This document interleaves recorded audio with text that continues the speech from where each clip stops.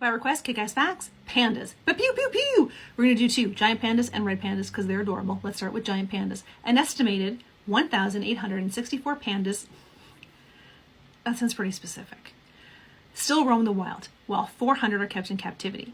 You can track pandas in the wild through their poop. Same. They poop every 15 to 20 minutes, totaling about 60 pounds per day. Not same. At birth, pandas measure about 900 times smaller than their mother with an average size of just 5 ounces. They also appear mostly pink with a fine layer of hair. Their black and white color doesn't appear for about 3 weeks. They're also born blind and with very weak limbs, so they stay in their nests for a couple months, relying solely on their mothers. Wild pandas are herbivores. Captive pandas in zoos and sanctuaries have an omnivorous diet. And in 1970, a study on the panda's cellular molecules officially confirmed pandas as real bears. Pandas have appeared in China's earliest writings, and they are called by 20 different names, including spotted bear, bearcat, giant bearcat, and bamboo bear. I love that. A subspecies of the giant panda has light brown and white pattern instead of the usual black and white. They mostly reside in mountains at heights of 1 to 3,000 meters.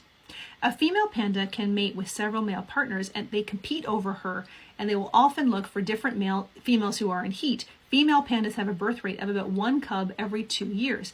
A panda's heat period only lasts 24 to 72 hours. So, since pandas only go into heat once every 2 years, and only for a long weekend, male pandas become extremely competitive so they won't miss their chance to mate. Pandas usually don't live together with their family. Female pandas have distinct territories and choose to be alone. This applies to mates except for mating season. After mating, female pandas raise their cubs on their own. At full speed, a panda can run 32 kilometers per hour. They're also strong swimmers, but don't swim a lot since they don't hunt marine life. China has offered its pandas as diplomatic gifts, even becoming known as the panda diplomacy. This practice dates back to the 6th century. In the 1970s, China gave pandas to American and Japanese zoos as gifts. This giveaway was the first cultural exchange between China and the U.S. Since then, pandas rose in popularity, and other nations began asking China for pandas.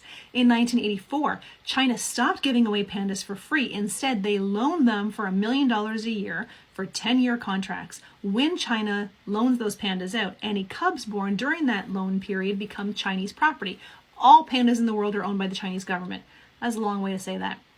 Sometimes, to mark their scents, pandas climb a tree backwards with their hind feet until they're in a full handstand so they can leave their scent higher up. That's right, same. In the wild, if a mother panda has 2 cubs, she will only feed the one she thinks is stronger. The other one is left to fend for itself. A newborn cub is very weak.